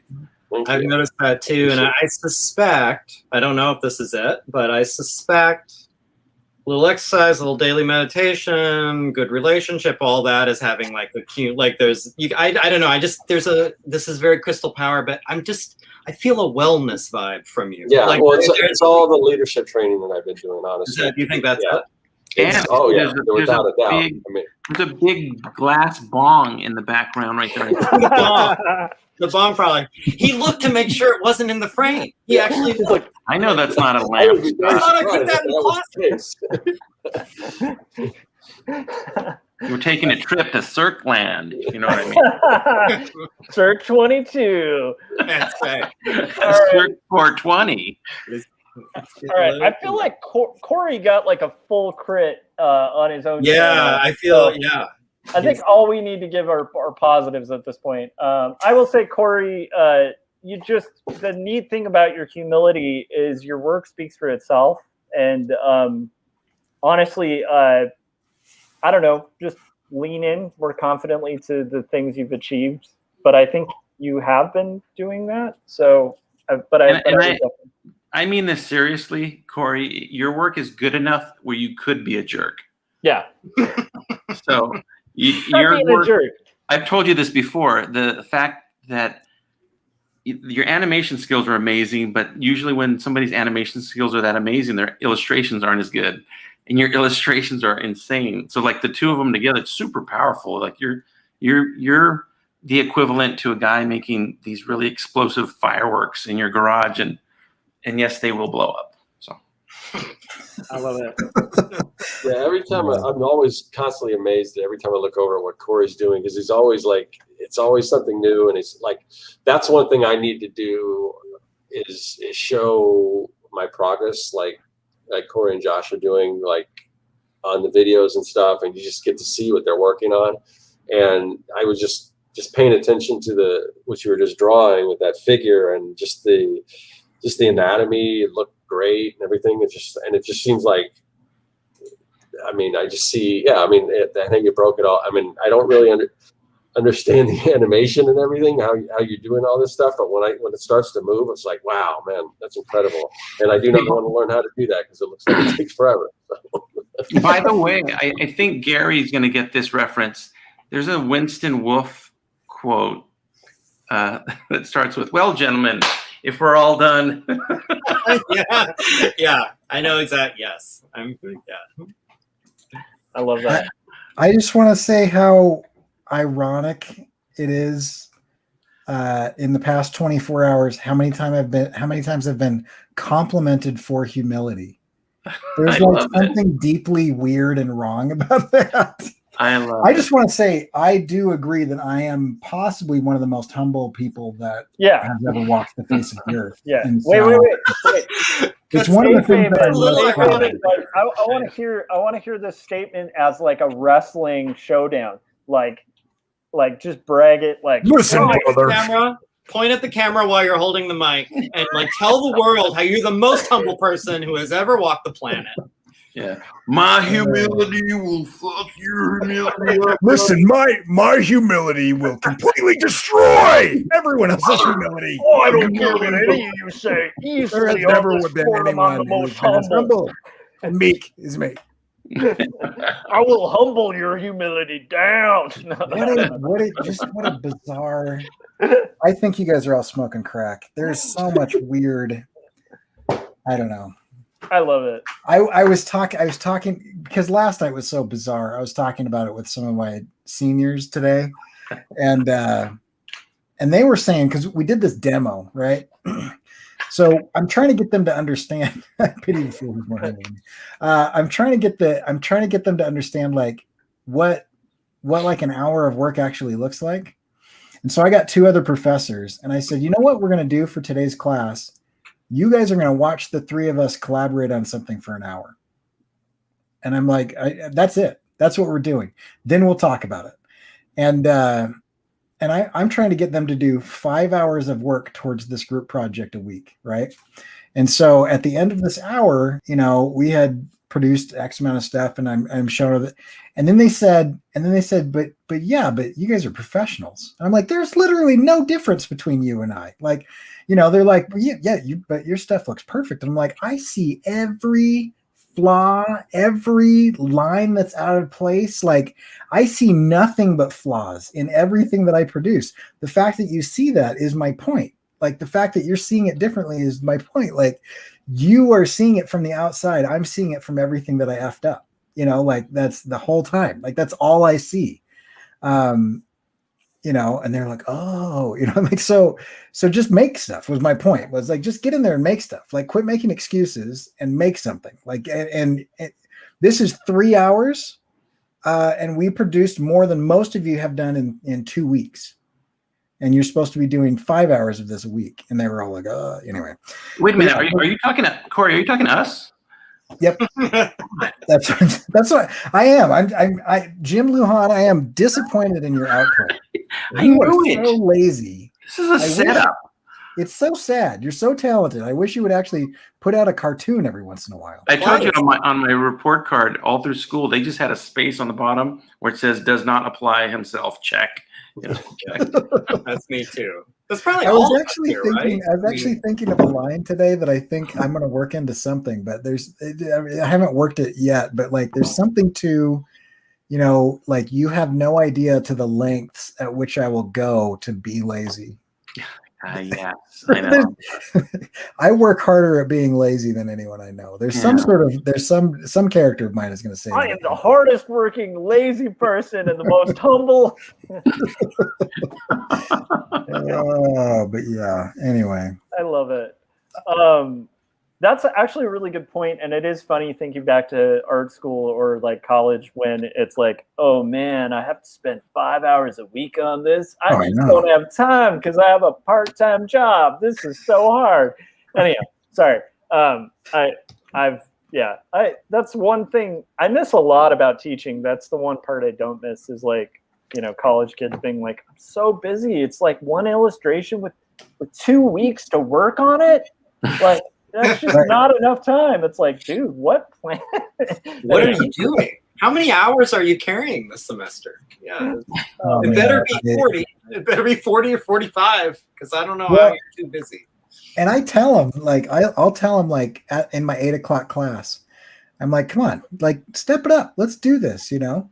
And if you think you're busy, I've got 3 kids and a full-time job, and I got up at 7 a.m. this morning and I went to bed 3 hours before that. So, like, you know, like, when I went to bed at 3:45 this morning, I was thinking, boy, it sure is going to be fun to wake up for this 8 o'clock class. And yet, do you know why I was staying up? Because I was working on stuff that I don't have to do. I'm choosing to do on my own. Yeah. Anyway.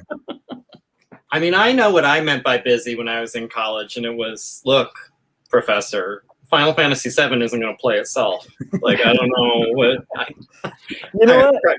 How refreshing would it be if that were actually just what they said? Like, I think you could probably sell it. They're like, look, I mean, I've got a backlog of Sega Saturn games right now. I've got a girlfriend I got to see at least 2 or 3 times this week. I don't know when you expect me to study for this midterm. I don't. You know, there's a fair point to that though. We had like Rick Reese, my friend who, like, he's like the chair at Cal State Long Beach, and he was talking about one of the teachers that had impacted him the most in life. He was like working way too hard in college, and one of his mentors like walked up to him and was like, you know, like, the ocean's pretty good right now. You surf and you're in Long Beach. What are you doing at school? And he was like, what? And like, I think that there's that too. Like, there are some kids who are just like way too hard on themselves and might need to just like go play Final Fantasy or, you know, yeah. All right. Gary, you're next on the critique line. Yeah. Because we got to wrap this thing, and then Jim. Yeah, we do. We can skip me if you want. That's fine. No. I'll start it off. Gary, I think you need to take more ownership of how good of a reviewer and orator you are. Like you have, but I just said orator in a way that shows my bad oratory skills. But I think you should own more that strength. I mean, you have a background in reviewing and writing, and say very intelligent things and present yourself well. But every once in a while, I will see you kind of undermine it for yourself as well. And it's like, just to own it. Like, you're really good at it. On an indie review show, I think Cory probably feels this way too. But when we've had you as a guest, we're like, and I almost feel like I'm learning how to do the show better by having you on it, because I'm like, oh, wow. No, it's really succinct and well thought out. So there's that. And then I would say, like, the things you're doing positively, obviously you just do incredible work. So yeah, that's anyone? Yeah. More samples of your work for free online, because I'm very cheap and lazy. But I really would like to see more of that. I will send you comics. I mean, you've paid me so many compliments. You've been talking about the videos. If you want, I'll just send you some copics. I feel like a heel now. Thanks. I would like Gary to buy you dinner, but I'll take you up on that. I was going to say, I would like Gary to share more of his process while he's working on his book until he's almost done, and then just dump it all at the end. I understand. I'd rather you work on your stuff than spend all the time doing the videos. But I would like to see. That's legit. You'll be happy to know then. And if anyone else out there watching feels that way, I've been kind of thinking that. So right now, I'm about at a final draft of the next script. I'm starting to go through basically like my research phase where I'm collecting references and whatever things I can get my hands on.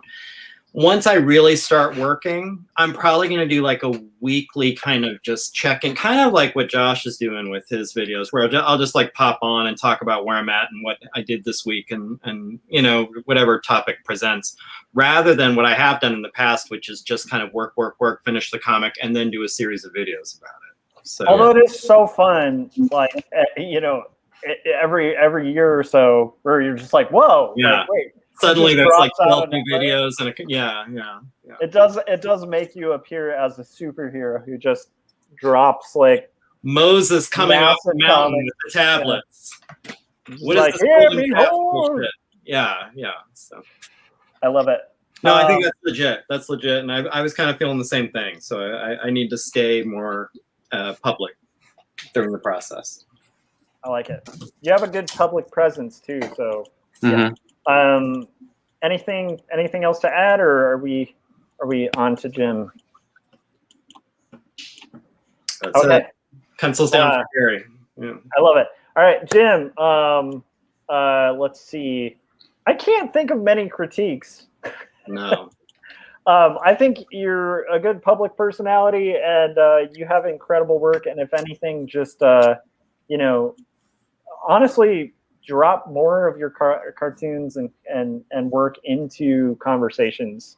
But I think most of your conversations, you do that fairly organically. And so I wouldn't want to see you dropping stuff all the time because you, like I said, I think you have that engagement really down.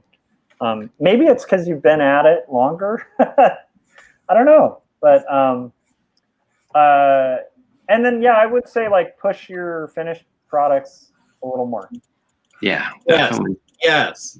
Yeah, because actually, to start, I was trying to start to become more literate in your work, and I had to go and hunt, because you never talk about, rarely talk about, like, a specific thing. Go watch this thing now. Go look at this thing now. At least when I catch you on, the little videos I catch you on. So yeah. This is sort of a compliment. I was intrigued by you. I think you're hilarious. I think you're fun to talk to. So it's like, I want to see what he does, but then I had to sort of chase it down a little bit. But, yeah. So make it more readily available, easier to find, like push it in that way. Yeah, I agree. Yeah.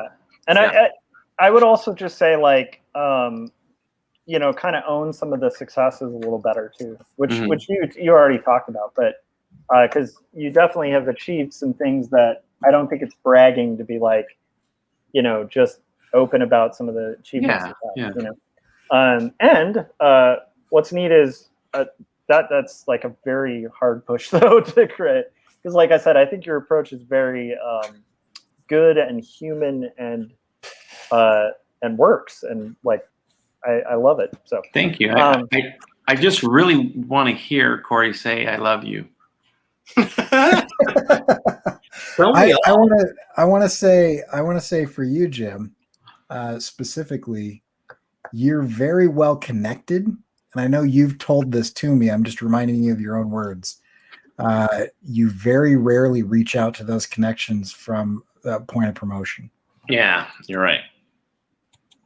Like every time I talk to you, by the way, and I'll mention somebody, you're like, "Oh yeah, that dude. Like, yeah, I dated his sister," or "Oh yeah, that guy. We were hanging out the other day." Like, I just happened to know like all of these people, and it's like, why aren't you doing something? I mean, and it's weird because I know how uncomfortable I would be to like even come close to leveraging a relationship for any type of gain. But I think that's something that you can easily do without it being weird. Yeah, that's another thing too. I think about that a little bit. I think part of me is doing a good thing because I'm being genuine, and that's why I have those relationships. And part of me is like, well, you're just missing out on a lot of like opportunities, buddy. Well, and I think if you did it in any other way than like, hey man, do you know how I could do something with this? Have any ideas or whatever? If it was anything where it was like, hey, we've been friends now for like 10 years. You owe me. No, I'm just kidding. Yeah. Well, one of my main sponsors, Jeffrey Epstein, hasn't returned my calls in like months, so he's just fallen off the radar. So I hope he's okay. Yeah. They'll have to reach out to, what is it, Ghislaine? I can never. How do you even say her first name? Yeah. I don't know. I love that feedback, and I think that's pretty much a good example of like the kind of thing that can help with clout too. Even a discussion like that with people, like, to me, this is a great panel of people, so it's fun to take advantage of that, get some tips and encouragement and all sorts. By the way, Scott didn't say anything, but he just texted me, "You suck." Yeah. Actually, secretly, all of us wearing white shirts have been just like the white shirt gang, and have been texting Jerry and Cory like, "What the hell, guys?" I know. My phone is blowing up. I haven't read it yet because I'm trying to keep a positive attitude. So what I also get from this meeting is Josh goes to clam meetings and he wears all white all the time. I don't know. Coincidence? It's the Antelope Valley coming out in him. Yeah, I mean, it is. Yeah, I looked at a map like where in California that is. And yeah. I will say it wouldn't be it would make me fit in a lot better in my hometown now. I don't think your wife would like that, Josh. No, I have a feeling like I think I'd have to be a very hateful father. Probably, yeah, a little bit. All right, so that was cool. Thank you, Jim, for the suggestion, and maybe we'll have to try to do these roundtables a little more often because I think it was a lot of fun, and I kind of think that Artcasters is nice when we have a topic, but every once in a while having something kind of informal and flowy is pretty fun, and also hopefully fun to listen to. So thanks to everybody who has been listening and watching along with this, Keeman, Frank, Keith, basically everybody who stopped by. We really appreciate it, and everybody watching it after the fact. And we'll just do a quick go around and tell everybody where to find our work. So I'm Joshua Kemble. You're on my channel. If you haven't, hit subscribe, hit the bell, hit like, and comment on clout. In my I'm trying to do Jim's aunt's voice there, but it just didn't work out. All right, and go to Amazon and get 2 stories. Scott, where can everybody find your work and all your excellent stuff? Yeah, you can find my work at circworks.com. You can also find my videos at Circworks on YouTube. And if you happen to be in Arizona and you want to come down and see me and maybe pick up a copy of the Archie Comics Betty and Veronica cover that I did for Archie Comics, $5 of those sales go to benefit Next for Autism. I'll be signing at Surprise Comics in Surprise, Arizona. And that'll be on Saturday from 10 to 5, I believe. So, like I said, if you're in the area, stop by and see me. I'll be doing sketches and all that stuff. I love it. I hate to do this, but that reminded me too. The 14th, because Scott is being smart, and I was like, oh yeah, if after you go to Surprise, if you're in California, Long Beach, Pulp Fiction, Long Beach on the 14th, I'll be doing store signings too. Cory, where can everybody find your stuff, sir? I am so well known that I don't even need to say where you can find it. It's just like you just speak my name into the ether, and it will appear. It appears like the devil. Yes, say my name three times backwards in the mirror, and a bloody version of myself will show up to curse you. If you want to see the best things that have ever been made in any category, then just go to CoryKerr.com, and you will be blown away. It will be life-changing. You might want to do it maybe later in life, because after you visit that website, nothing you ever achieve will feel satisfaction ever again, because it will just pale in comparison to what I've created. I think we've released the Kraken. How is that?